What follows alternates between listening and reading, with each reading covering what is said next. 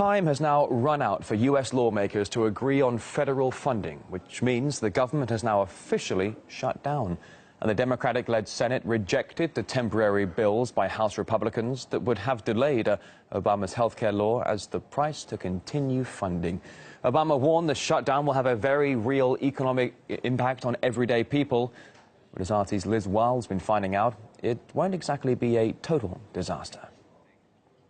Some federal offices will shut down, federal employees furloughed. Federal air traffic controllers will remain working. So will the majority of the Department of Homeland Security. Everything from the U.S. Coast Guard to the Transportation Security Agency will keep operating. Federal prisons will stay open.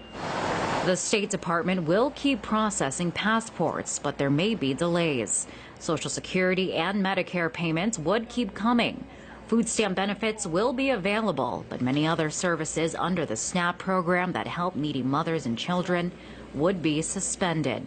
The U.S. Postal Service would remain in business. Federal courts are exempt, so court will remain in session, at least until mid-October. But if the government stays shut down longer than 10 days, judiciary jobs would be at risk for furlough.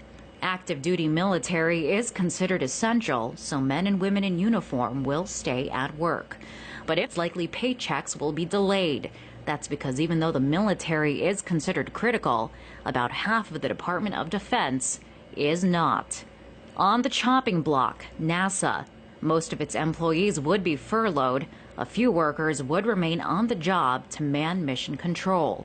The Food and Drug Administration would suspend most safety inspections. Perhaps taking the biggest hit, tourism. National parks across the country will close. So will museums here in Washington, D.C. That includes the Smithsonian Museums and the National Zoo. This 24-hour panda cam would